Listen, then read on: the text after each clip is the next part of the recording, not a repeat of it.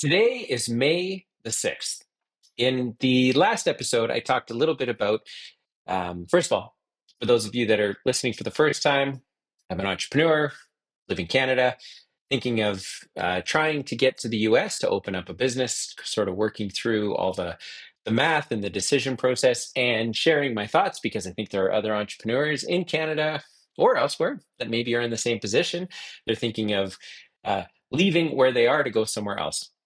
In my last episode, I talked about the fact that I was going to do some work to see if the cost of living was something that I was attracted to, and maybe that's why I'm looking to leave. And so I did a little bit of work, thanks to my pal, ChatGPT, and I just did a comparison between Austin, Texas, and Calgary. And what I could see as I went through the math was that rent in both cities is pretty close. It looks like it's maybe a touch more expensive to live in Austin.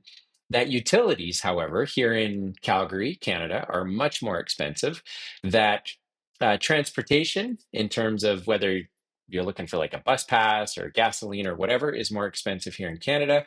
Groceries are more expensive here in Canada, and wages are a little bit lower. So then I was like, okay, well, because I don't know that Austin is actually where I want to end up, maybe Nashville. Let me take a look at Nashville. And the reason I picked out Nashville is because my son has been there since the beginning of the year. And I've been there a handful of times, and it's pretty comparable to Calgary, I think, in terms of overall maybe political thinking or cultural stuff. There's cowboys here, there's cowboys there, country music, etc.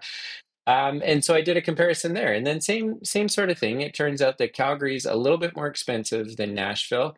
That utilities are way more expensive in Calgary. That transportation, again, more expensive in Calgary, and groceries generally are more expensive in Calgary. And the average wage is roughly the same. So all of that leads me to believe that the math isn't why I'm leaving. And I know I've talked about that on a previous episode when I did the tax comparison and saw that between running a business in US dollars in the US versus running a business in Canada in Canadian dollars is roughly the same. So it wasn't a tax thing. Now the cost of living seems to be less expensive in the US than it is in Canada. This is one of my primary motivators for wanting to leave because I think that Canada is going to continue to get more expensive. Not like overnight, but I do think over time, Canada is going to become a much more expensive place to live. And my family might be okay. Like Lisa and I might be okay, but I don't know about our kids. I know I have in our construction company here in Calgary, we have a lot of people that work for us, and I can't see them owning a home ever. Maybe a condo, but you can't really raise a family inside of a condo in a city like Calgary. So it's kind of that line of thinking that has me looking south of the border to say, is there an opportunity to start a life in the US to some degree in hopes that maybe there's an opportunity for our kids, that maybe there's a better use of capital that Lisa and I might have access to. And so if we can run our business really well in Canada and provide meaningful work for the folks that are here, that maybe we can go and do the same thing in the US and then just split our time.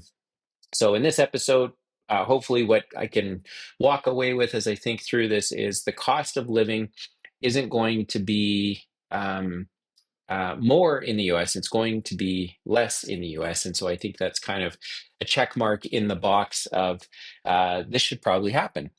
And then I didn't record anything yesterday, but there was a public announcement from our premier of our province, be like, I guess, the governor of a state in the US.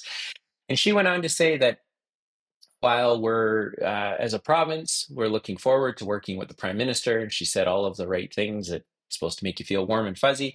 She did say that she's going to be drawing a hard line and trying to figure out how to make sure Alberta doesn't get taken advantage of, that we are able to take the resources that we have here in the province and do something more with them than just watching them erode away from sort of government policy decisions like the carbon tax is, of course, a big one. The second one is that the federal government isn't in support of trying to help get our oil products to anyone other than maybe the Americans, which is dumb.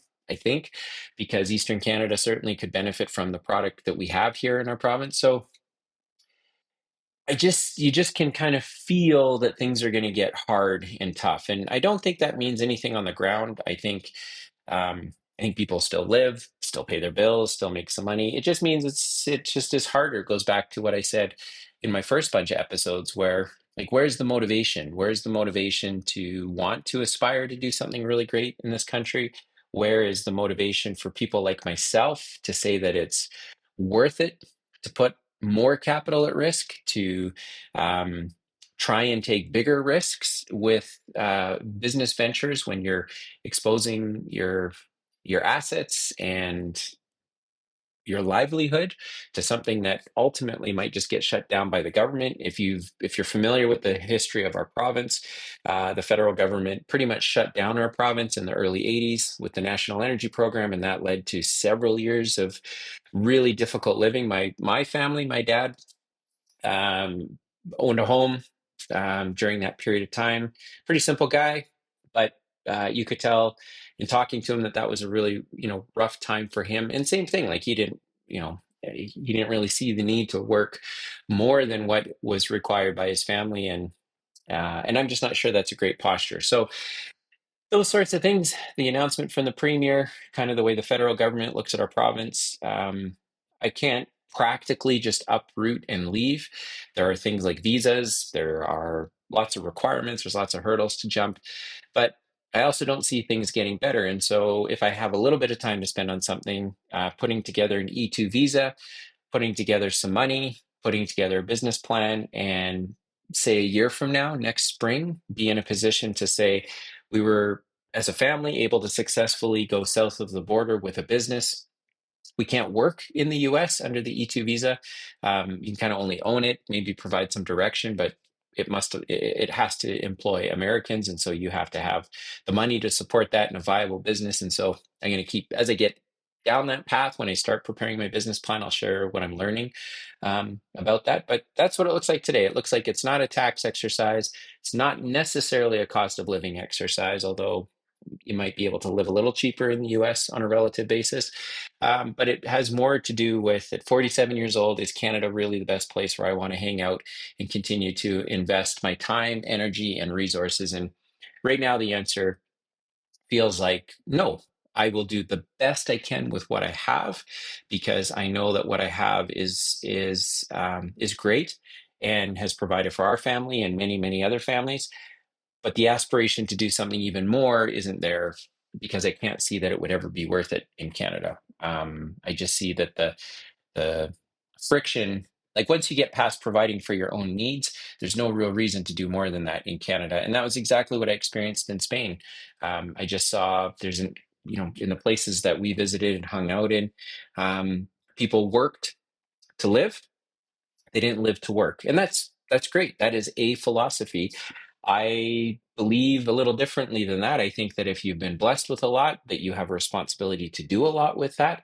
And I'm just not sure that I want to do a tremendous more than that here in Canada. I'd rather take a shot at trying to do it in the US and see if that American dream is real and is legit. So on today, Tuesday, May the 6th, if you had to ask, am I going to stay in Canada or am I going to go and try to set up a life down there for 6 months out of the year? The answer today is I'm going to go.